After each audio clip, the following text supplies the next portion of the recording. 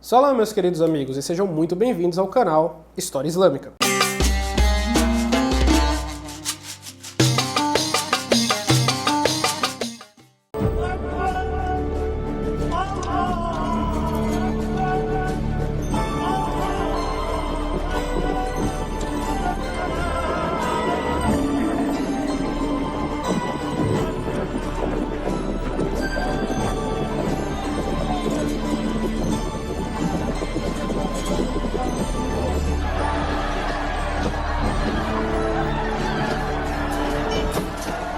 A queda de Granada, 2 de janeiro de 1492.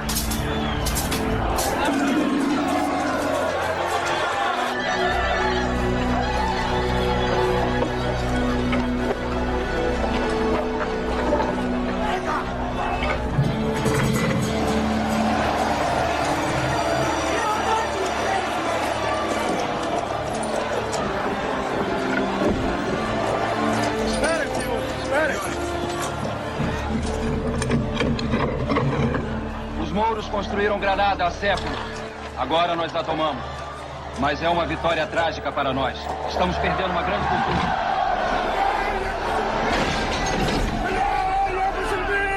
Suponho que há que pagar um preço por cada vitória. Não é, Sr. Colombo?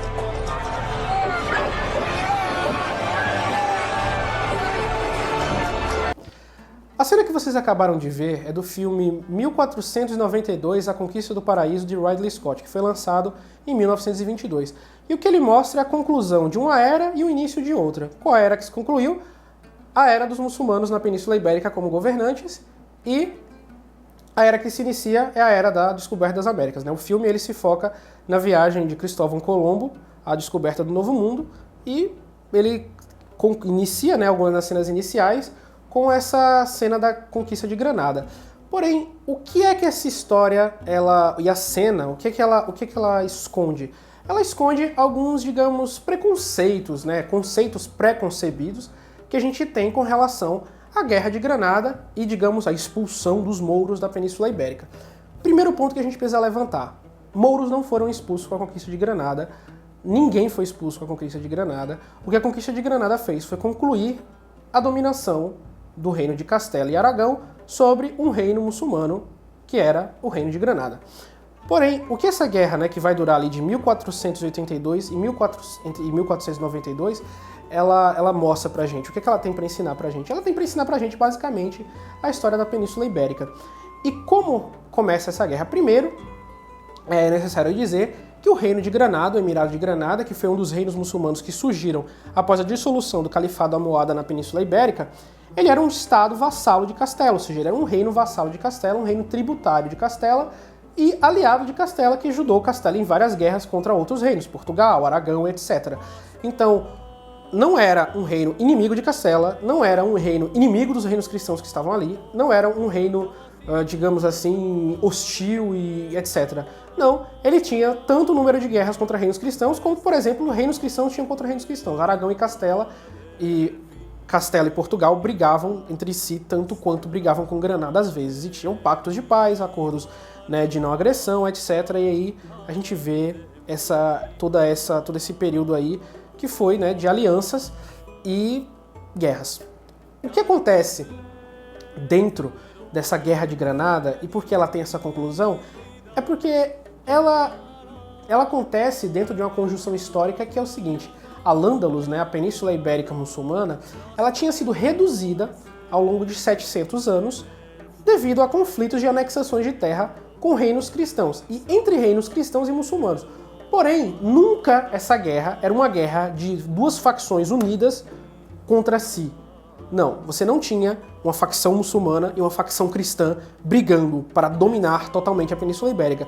O que você tinha eram ambições imperiais de Castela sobre todos os outros reinos da Península Ibérica. Ou seja, Castela queria tomar Granada, Castela queria tomar Portugal, Castela queria tomar Aragão, Castela queria tomar tudo.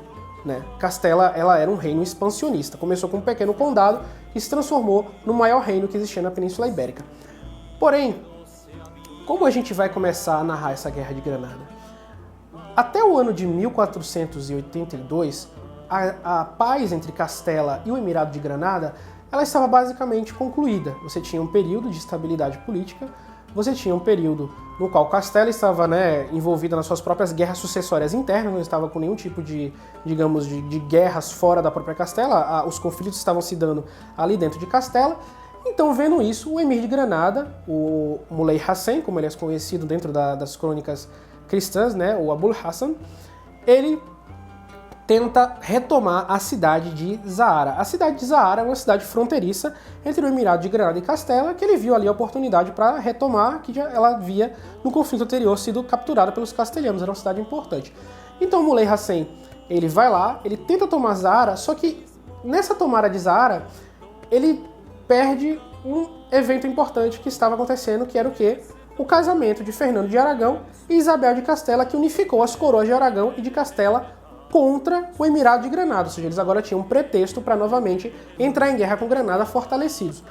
Porém, dentro da própria Granada, também, como havia acontecido em Castela anteriormente, estava havendo uma guerra civil, uma disputa dinástica entre o príncipe herdeiro, que era o conhecido como Boabdil, né, o Muhammad XII, e o seu pai, o Muley Hassan, e o seu irmão Al-Zagal, para o controle do reino. Então, como sempre acontece na história da Península Ibérica, uma facção se alia ao seu reino cristão de estimação, né? Então, o Boabdil, ele se alia a Castela, a Isabel de Castela e Fernando de Aragão, contra seu pai, como diversos outros príncipes castelhanos tinham se aliado em tempos anteriores a emires muçulmanos para combater seus próprios pais. Isso era muito normal na história da Península Ibérica.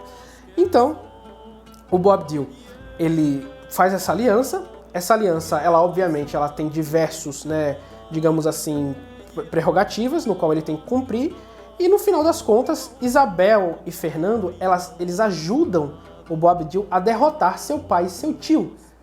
Originalmente, essa não era uma guerra para a tomada de Granada. Ela não era uma guerra para expulsar os muçulmanos, até porque Castela e Aragão possuíam, e Portugal também, populações muçulmanas significativas, ou seja, eles tinham muçulmanos vivendo dentro de seus próprios reinos há séculos de forma significativa, os famosos mudéjares, né, como eles eram chamados, mudéjares. Então, após essa aliança ser concluída e o pai do Boabdil, Muhammad XI, ele ser derrotado por ele morre, né? Ele sofria, digamos, alguns historiadores especulam de epilepsia, ele morre. Quem sucede é o irmão dele, o tio dele, e o que ele faz? Ele simplesmente vende as terras do Emirado de Granada para Isabel e Fernando. Ele vende, ele recebe dinheiro, pega uma boa pensão e parte para o norte da África para viver como um rico comerciante por lá. Enquanto isso, o príncipe aliado de Fernando de Aragão e Isabel de Castela, ele pede, não é, para que o reino seja mais uma vez deixado em paz por causa, né, de digamos assim, todos os acordos que tinham sido feitos. Porém, os reis católicos, por eles terem investido tanto naquela guerra, né, de conquista de territórios entre ambas partes da família real nascerida, né, da dinastia muçulmana, eles falam para o Boabdil, não, a gente vai querer tomar o Emirado de Granada por isso, e você vai ficar com o Principado de Adrax. Ou seja, o Principado de Adrax foi um pagamento que o Boabdil, o Muhammad XII, ele recebeu, né, pela ajuda que ele obteve dentro da Guerra de Granada. Então, ele vendeu, digamos assim, diversas de suas possessões, como seu tio tinha feito para Fernando de Aragão e Isabel de Castela. Ele vendeu o Palácio de Alhambra, ele recebeu indenizações monetárias imensas, e basicamente foi isso. Ele assinou um pacto com Isabel de Castela e Fernando de Aragão, que a liberdade religiosa dos muçulmanos elas iam continuar, nenhum muçulmano ia ser obrigado a migrar, nenhum muçulmano ia ser expulso. Então, essa visão fantasiosa que as pessoas têm das guerras da Península Ibérica, como se fosse não, vamos expulsar os muçulmanos, a gente precisa expulsar. Ninguém nunca expulsou muçulmano nenhum, nunca. Isso aí seria algo que aconteceria somente no século XVI. Então, o que acontece? Eles assinam um acordo de liberdade religiosa. Isabel de Castela e Fernando de Aragão, eles entram dentro de Granada com roupas muçulmanas, ou seja, né, como os cronistas falam, em trajes de mouros, né, eles entram na cidade com roupas muçulmanas, anunciam a liberdade religiosa para os muçulmanos, e o Boabdil ele também tentou, né, estabelecer essa liberdade religiosa para os judeus, mas obviamente logo depois da conquista não tinha ninguém para zelar pelo direito dos judeus, e esses direitos eles foram revogados, e eles vão ser expulsos, né, com o famoso Decreto de Granada, logo em seguida da conquista, a liberdade religiosa dos judeus ela não é mantida, os judeus esses sim são ordenados à expulsão ou conversão da Península Ibérica, terra que estavam lá há mais de 1000 anos, e vão ser expulsos ali daquela região. Porém, os muçulmanos não, os muçulmanos continuam vivendo, as cidades continuam tendo mesquitas, e basicamente a vida continua normal, como sempre foi, só que agora não tem mais nenhum reino independente muçulmano, mas os muçulmanos continuam vivendo normalmente.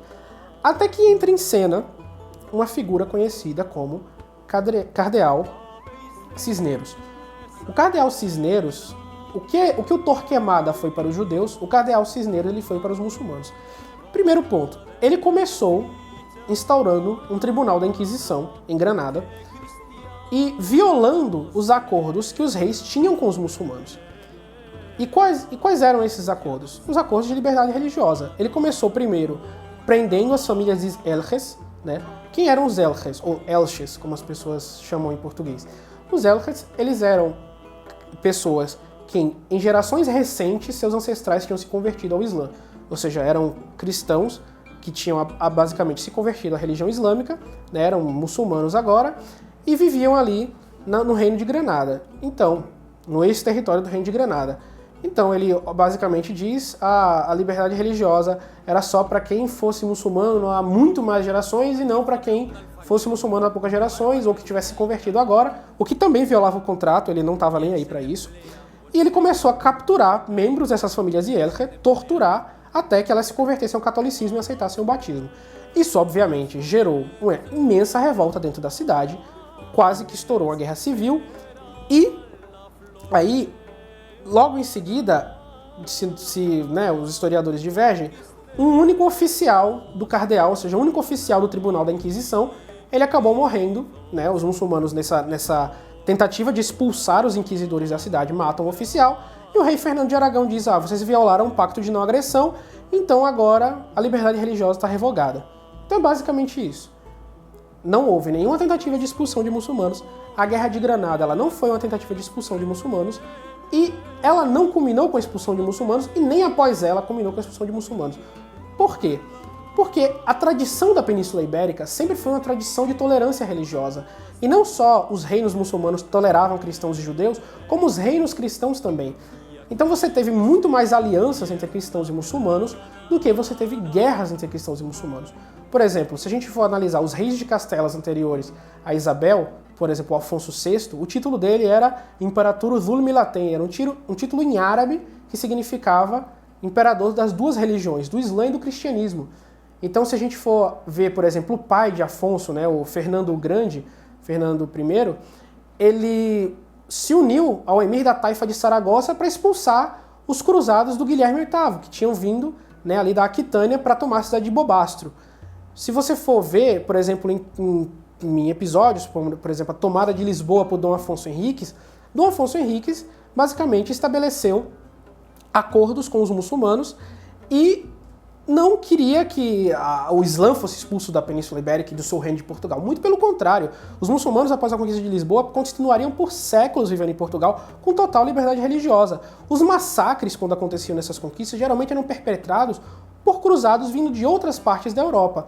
Até porque a ideologia de reconquista, a ideologia de expulsão dos muçulmanos da Europa, ela não nasce na Península Ibérica, ela nasce dos monges de regiões como a Abadia de Cluny e de outras regiões da França, que acabaram migrando para a Península Ibérica e criando uma falsa história dinástica de conflito com os muçulmanos. Porém, o realpolitik, ou seja, a política real dentro da própria Portugal, Espanha, Aragão, Castela, Navarra, etc., era uma política de conciliação, era uma política no qual muçulmanos e cristãos combatiam muçulmanos e cristãos, não havia nenhum tipo de faccionalismo ou de divisão de linhas religiosas.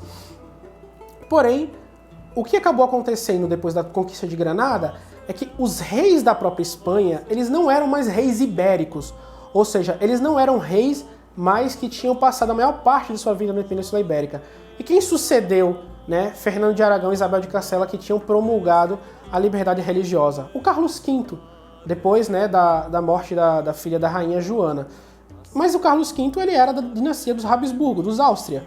Então ele não tinha passado a maior parte da sua vida até então na Espanha, na Península Ibérica, ele não tinha nenhuma ligação histórica com os muçulmanos, ele não tinha convivido sua vida inteira como muçulmanos, como a maioria dos reis cristãos anteriormente, a Isabel de Castela tinham, e depois dele quem sucedeu foi o Filipe, o filho dele, o Filipe II, que também era um rei da casa austríaca, e a única relação com o Islã que eles tinham, ou seja, a única relação com o muçulmano que eles tinham, era com o Império Otomano, que era um poder muçulmano expansivo, mas não era um poder muçulmano que vivia em termos de aliança contínua como os reinos muçulmanos da Península Ibérica, enfim, Granada e as Taifas, sempre viveram durante a Idade Média. Então, com a ascensão desses reis austríacos ao trono da Espanha, a liberdade religiosa da Espanha ela foi cada vez mais minguada, porque esses reis eles vinham sim de regiões de conflito, digamos assim, insociáveis, né, com o Império Otomano ali na Europa Oriental e Europa Central, e eles não tinham, digamos, essa bagagem, esse legado de alianças que os reinos anteriores tinham. E basicamente isso é um resumo, um recorte da história da Guerra de Granada. E se vocês quiserem ler livros sobre esse tema, um que eu recomendo é The More Less Stand, da, deixa eu ver aqui, Elizabeth Dreyson, né? É um livro muito bom que eu li, muito bom, que ele explica basicamente em detalhes a Guerra de Granada e para uma história total de todas as alianças e conflitos que houveram na Península Ibérica entre cristãos e muçulmanos, Kingdoms of Faith, do Brian Catlous, que é um excelentíssimo livro. Se você não leu esse livro, você não conhece a história da Península Ibérica. É um livro ótimo, excelente. Ele é um resumo de toda a história da convivência e conflito entre cristãos e muçulmanos na Península Ibérica. E é basicamente isso. Se você gostou desse vídeo, compartilha com seus amigos, deixa seu like, deixa seus comentários. Ajuda a gente no Apoia-se, da página História Islâmica. Não deixe de visitar nossa página do Facebook, que tem muito conteúdo para vocês. Nosso site, o historiaislamica.com. E até o próximo vídeo.